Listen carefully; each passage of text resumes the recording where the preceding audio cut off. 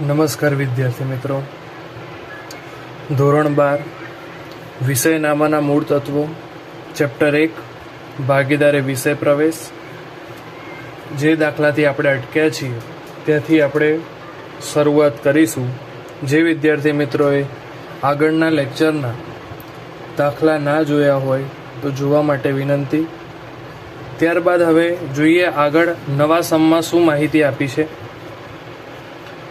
ભાલચંદ્ર, દર્શના અને અંકિત 5:3:2 પ્રમાણમાં નફો નુકસાન વહેંચતા ભાગીદાર છે. 3 ભાગીદારના નામ આપ્યા છે, ભાલચંદ્ર, દર્શના અને અંકિત, અને એમનું નફા નુકસાનનું પ્રમાણ આપી દીધું છે 5:3:2. વર્ષના અંતે હિસાબો તૈયાર કર્યા પછી માલુમ પડ્યું કે ઉપાડ પર વ્યાજ ગણવાનું રહી ગયું છે. એમને વર્ષ પૂરું થયું એટલે તમામ હિસાબો એ લોકોએ કરી દીધા અને ત્યાર પછી એ લોકોને જાણ થઈ કે આપણે હિસાબમાં એક ભૂલ કરી છે, ઉપાડ પર વ્યાજ ગણવાનું રહી ગયું છે. કે જે તે ભાગીદારે આ ત્રણેય જણાએ ધંધામાંથી અંગત વપરાશ માટે જે ઉપાડ કર્યો હતો એ ઉપાડ પર તેમની પાસેથી વ્યાજ વસૂલ કરવાનું હતું, પણ એ ગણવાનું રહી ગયું છે. આગળ શું કીધું? ઉપાડ પર વ્યાજ અનુક્રમે 1000 રૂપિયા, 800 રૂપિયા અને 600 રૂપિયા છે. ઉપાડ પર વ્યાજ ગણીને રાખ્યું છે ખરી, પરંતુ હિસાબમાં દર્શાવવાનું રહી ગયું છે કે આ અનુક્રમે, એટલે કે આ ભાલચંદ્ર પાસેથી 1000 રૂપિયા વ્યાજ લેવાનું થાય છે, દર્શનાએ ઉપાડ કર્યો હતો તો એની પાસેથી 800 રૂપિયા વ્યાજ લેવાનું થાય છે અને અંકિત પાસેથી 600. આમ માહિતી આપેલી છે. તો આની ભૂલ સુધારણા નોંધ કરો કે આ માહિતી જો હિસાબોમાં લખવાની રહી ગઈ હોય તો આની ભૂલ કેવી રીતે સુધરશે. તો સૌ પ્રથમ મિત્રો તમારે શું કરવાનું, તો કે જે વ્યાજ ગણીને આપી જ દીધું છે કે કોની પાસેથી કેટલા લેવાના, એ ત્રણેય ભાગીદારના વ્યાજનું ટોટલ કરી દેવાનું. કે ભાલચંદ્રના 1000, દર્શનાના 800 અને અંકિતના 600. આ ત્રણેયનું તમે ટોટલ કરો એટલે કુલ વ્યાજ તમારે કેટલું લેવાનું થાય છે? 2400 રૂપિયા. આનો મિનિંગ શું થયું કે આ પૈસા તમારે લેવાના હતા, પરંતુ આ તમે પૈસા લીધા નથી. એની જગ્યાએ શું કર્યું હશે તો કે ભાગીદારોએ અંદર નફા નુકસાનના પ્રમાણમાં આ પૈસા વેચી કાઢ્યા હશે. તો હવે સૌ પ્રથમ આપણે એ જોઈશું કે આ 2400 રૂપિયામાંથી આ નફા તરીકે દરેક ભાગીદારે કેટલા રૂપિયા લીધા હશે. તો સૌ પ્રથમ તમારે અહીંયા આ એક ટેબલ બનાવવાનું ત્રણેય ભાગીદારનું, કે ભાલચંદ્ર, દર્શના અને અંકિત. અને સૌ પ્રથમ આ જે ટોટલ વ્યાજ થાય છે ને, જે નફા નુકસાનના પ્રમાણમાં ત્રણેય જણાએ વેચી દીધું છે, આપણે જોઈએ કે 2400માંથી ત્રણેય જણાએ કેટલા રૂપિયા લીધા હશે. તો અહીંયા સૌ પ્રથમ લખીશું કે રૂપિયા 2400 ને એમનું નફા નુકસાનનું પ્રમાણ 5:3:2 વહેંચતા તમારે આ ટોટલ વ્યાજને નફા નુકસાનના પ્રમાણમાં વેચી દેવાનું છે. નફા નુકસાનના પ્રમાણમાં કેવી રીતે વેચવાનું, તો કે 2400 ગુણ્યા ભાલચંદ્ર એમાંથી કેટલા લીધા હોય એ શોધવું હોય તો 2400 ગુણ્યા ભાલચંદ્રનું પ્રમાણ જો કેટલું છે 5, અને છેદમાં શું લેવાનું, ત્રણેયનો સરવાળો, 5 ને 3 8 ને 2 10. તો 2400 ગુણ્યા 5 ભાગ્યા 10 આ કરો એટલે ભાલચંદ્રનું વ્યાજ આવશે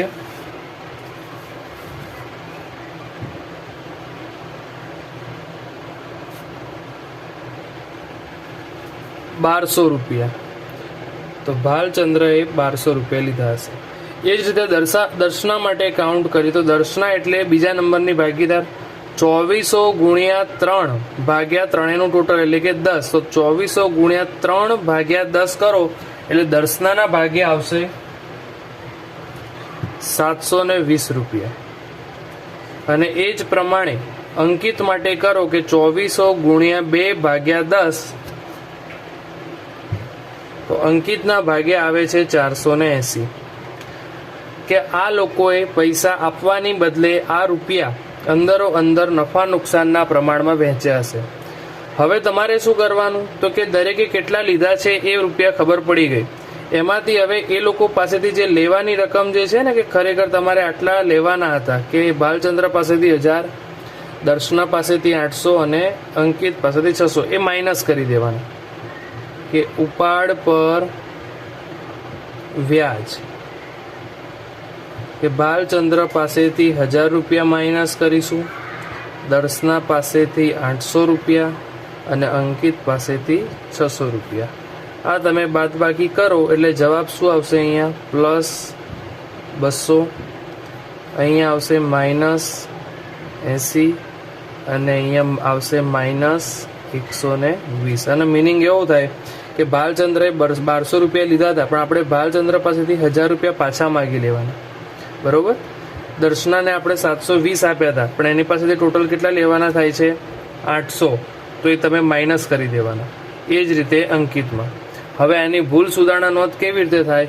તો કે આપણે એવું લાસ્ટ લેક્ચરમાં શીખ્યા હતા કે બાદબાકી કર્યા પછી જેનો જવાબ પ્લસમાં આવે એનું નામ આમનોંધમાં જમા કરવાનું, અને માઇનસમાં આવે એનું નામ શું કરીશું? ઉધાર. તો અહીંયા માઇનસમાં 2 જણાના નામ આવ્યા છે. તો આમનોંધ કઈ ભૂલ સુધારણા નોંધ કેવી રીતે બને? તો કે ઉધારવાળા નામ પહેલાં લખીએ. તો ઉધાર કોના કોના નામ છે? તો કે દર્શના અને અંકિત. તો અહીંયા તમે લખશો દર્શનાના મૂડી ઓબ્લિક ચાલુ ખાતે ઉધાર. એવું જ બીજું નામ અંકિતના મૂડી ઓબ્લિક ચાલુ ખાતે ઉધાર. અને જમા નામ કોનું આવ્યું છે પ્લસમાં? તો કે ભાલચંદ્ર. તો અહીંયા લખશો તે ભાલચંદ્રના મૂડી ઓબ્લિક ચાલુ ખાતે જમા. જે તે રૂપિયા લખી કાઢીશું કે દર્શનાના 80, અંકિતના 120 અને અહીંયા થઈ જશે 200. બાબત જે શું લખાય? તો કે ઉપાડ પર વ્યાજ ગણવાનું રહી ગયું હતું તેના. આ રીતે તમારો દાખલો પૂરો થાય. આપણને ખ્યાલ જ છે મિત્રો કે આપણે જેવો દાખલો ઉદાહરણમાં જોઈએ એવો ને એવો જ દાખલો આપણે સાથે સાથે સ્વાધ્યાયમાંથી પણ સોલ્વ કરીએ છીએ. તો સ્વાધ્યાયનો હવે આ જ પ્રકારનો દાખલો શું આપ્યો છે એની માહિતી મેળવીએ. સ્વાધ્યાયમાં પણ દાખલા નંબર 8 શું માહિતી આપી? કે લતા, ગીતા અને પ્રવીણા એક ભાગીદારી પેઢીના ભાગીદાર છે. નફાની વહેંચણી કર્યા બાદ માલુમ પડ્યું કે ઉપાડ પર વ્યાજ અનુક્રમે 2700, 1200 અને 1500 ગણવાનું રહી ગયું છે. અહીંયા પણ ઉપાડ પર વ્યાજ ગણવાનું રહી ગયું છે. તો ભૂલ સુધારણા નોંધ લખો. તો આપણે હમણાં લાસ્ટ સમમાં જોયું એ જ પ્રમાણે કરવાનું. તો કે સૌ પ્રથમ ત્રણેયના નામ લખી કાઢો અને ત્રણેય પાસેથી કેટલું વ્યાજ લેવાનું છે લખી કાઢો. કે લતા પાસેથી આટલું વ્યાજ લેવાનું હતું પણ લેવાનું રહી ગયું છે, ગીતા પાસેથી 1200 અને પ્રવીણા પાસેથી 1500. એટલે ત્રણેયનું ટોટલ વ્યાજ કરીએ ને આપણે તો શું કરવાનું? 5400 રૂપિયા ટોટલ પેઢીએ લેવાના રહી ગયા છે. તો એનો મતલબ આ 5400 રૂપિયાનું શું થયું? તો કે 5400 રૂપિયા એ લોકોએ અંદર નફા નુકસાનના પ્રમાણમાં વહેંચી કાઢ્યા હશે. તો જેમ હમણાં આપણે અગાઉના દાખલામાં જોયું કે 2400 ને આપણે આ નફા નુકસાનના પ્રમાણમાં પહેલાં અહીંયા વેચ્યા હતા, એ જ રીતે આપણે અહીંયા 5400 ને પણ નફા નુકસાનના પ્રમાણમાં અહીંયા વેચીશું. પણ દાખલામાં ક્યાંય નફા નુકસાનના પ્રમાણની માહિતી આપી નથી. તો આપણને ખ્યાલ છે કે જ્યારે દાખલામાં નફા નુકસાનનું પ્રમાણ ના આપ્યું હોય તો ત્યારે તમારે નફા નુકસાનનું પ્રમાણ ધારી લેવાનું છે 1:1:1. એનો મિનિંગ આ 5400 રૂપિયાને તમે કયા પ્રમાણમાં વેચશો? તો કે 1:1:1. તો અહીંયા લખીશું ₹5400 ને 1:1:1 વહેંચતા. એનો મતલબ ત્રણેયને સરખા ભાગે પૈસા આવે. ત્રણેય સરખા ભાગે પૈસા લીધા હશે તો 5400ના તમે 3 સરખા ભાગ કરો તો દરેકના ભાગે આવશે 1800, 1800, 1800. ત્યારબાદ શું કરવાનું? તો આપણે હમણાં જ જોયું કે આ વેચ્યા પછી ખરેખર જે લોકોનું વ્યાજ હતું એ એમાંથી શું કરી દઈશું? માઇનસ. તો અહીંયા લખશો ઉપાડ પર વ્યાજ કે લતાનું વ્યાજ કેટલું છે? 2700, ગીતાનું 1200 અને પ્રવીણાનું 1500. ત્યારબાદ આપણે એમની બાદબાકી કરીશું. તો સૌ પ્રથમ 1800 માંથી 2700 તમે માઇનસ કરશો એટલે અહીંયા આવશે -900. 1800 માંથી 1200 માઇનસ કરશો એટલે અહીંયા આવશે +600. 1800 માંથી 1500 માઇનસ કરશો એટલે અહીંયા આવશે +300. બીજી વસ્તુ આપણે શીખી ગયા છીએ કે જેનો જવાબ માઇનસમાં આવે એ ભૂલ સુધારણા નોંધ, એટલે કે આપણે આમનો જ લખીશું, એમાં ઉધાર કરીશું, અને જેનો જવાબ પ્લસમાં આવશે એનું જમા કરીશું.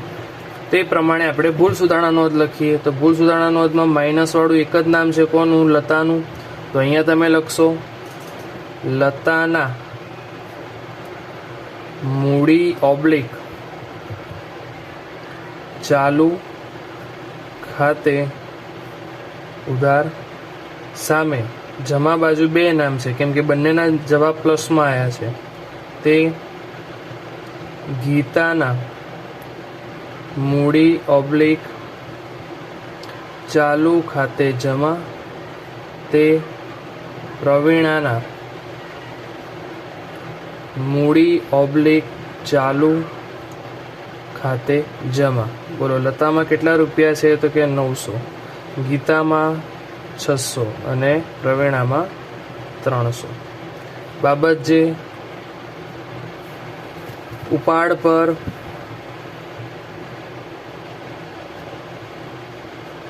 વ્યાજ ગણવાનું રહી ગયું હતું તેના. બોલો મિત્રો, ખ્યાલ આવશે? આ પ્રકારનો જો દાખલો આપ્યો હોય તો આ પ્રકારે એનું સોલ્યુશન કરવું. ત્યારબાદ ફરીથી આપણે ઉદાહરણમાં આવીશું. જેમ આપણે ઉદાહરણ 8 સોલ્વ કર્યું એમ ઉદાહરણ 9 જોઈશું. ઉદાહરણ 9ની માહિતી વાંચીએ અને એને સમજીએ.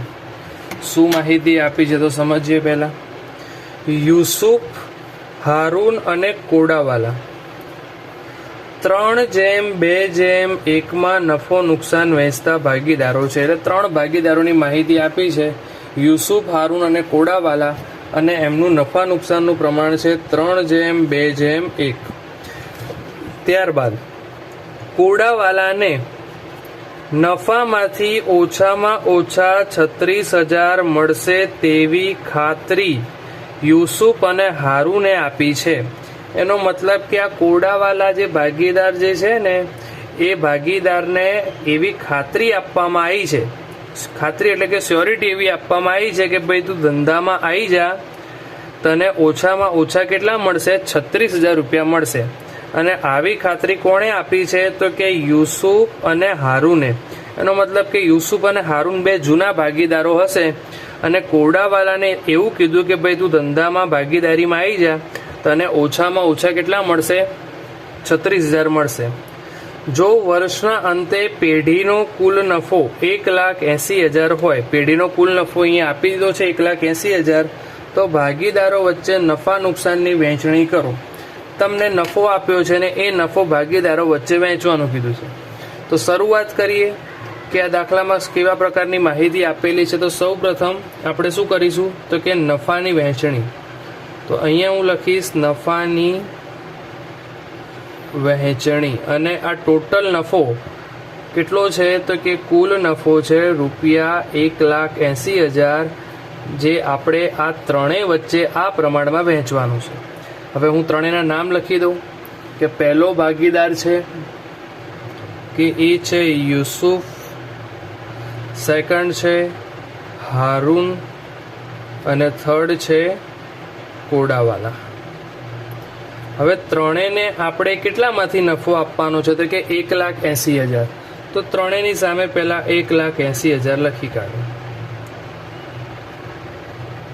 હવે આ લખાઈ ગયા પછી જોવાનું કે યુસુફને 1,80,000 માંથી નફો આપવો હોય તો યુસુફનું પ્રમાણ કેટલું છે? તો કે 3, અને એના છેદમાં કેટલા લખવાના? તો કે આ ત્રણેયનું ટોટલ 3 ને 2 5 ને 1 6. એ જ રીતે હારૂનનું પ્રમાણ કેટલું છે? 2, અને છેદમાં લખવાના 6. કોડાવાલાનું તો કે 1/6. તમે આનું સાદું રૂપ આપો એટલે યુસુફના ભાગે નફો આવશે 90,000 રૂપિયા. એ જ પ્રમાણે હારૂન માટે કરો તો 60,000 રૂપિયા અને કોડાવાલા માટે કરો તો અહીંયા આવે છે 30,000. બરોબર. આ પ્રકારે જે નફા નુકસાનનું પ્રમાણ હતું એમાં આપણે નફો વેચ્યો. પણ અહીં મિત્રો દાખલો પૂરો થતો નથી. અહીં આપણને રકમમાં એક વાક્ય આપ્યું હતું કે કોડાવાલાને આ બે જણાએ એવી ખાતરી આપી હતી કે ભાઈ તું ધંધામાં આવી જા, તને ઓછામાં ઓછા કેટલા મળશે? તો કે 36,000. હવે ચેક કરો, કોડાવાલાને તો માત્ર કેટલા મળ્યા છે? 30,000 જ મળ્યા છે, 6,000 ઓછા મળ્યા છે.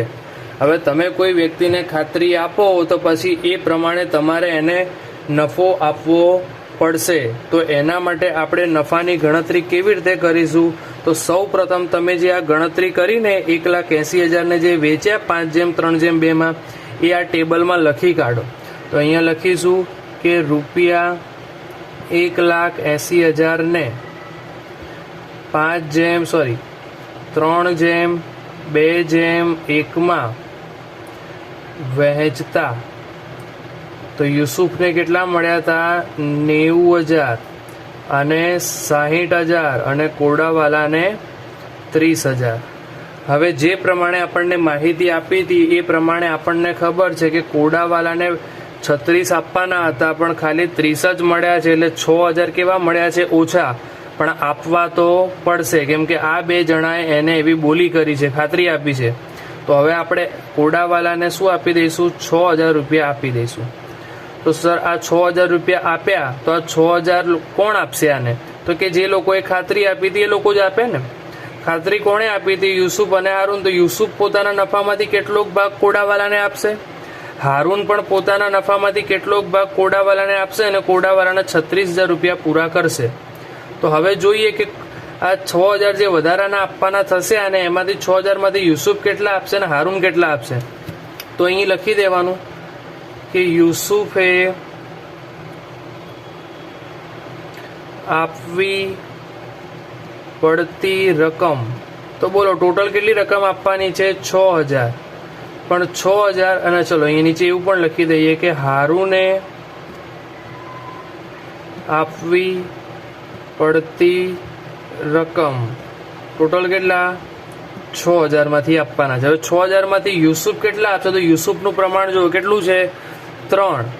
પણ છેદમાં મિત્રો હવે 6 નહીં લખાય. આ બે ખાતરી ખાલી કોને આપી હતી? યુસુફ અને હારૂને આપી હતી.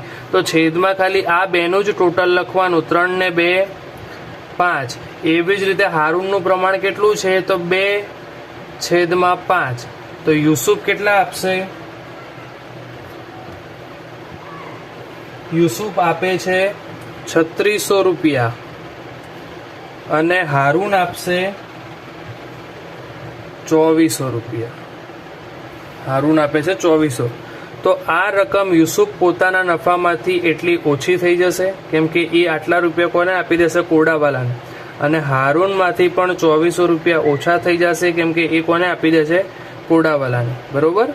તો અહીંયા લખીશું કે 6,000 ને કયા પ્રમાણમાં વેચ્યા તમે? 3:2 માં. 3:2 માં વહેંચતા. તો બોલો યુસુફનો હવે ખરેખર નફો ત્રણેયનો કેટલો થાય જોઈએ?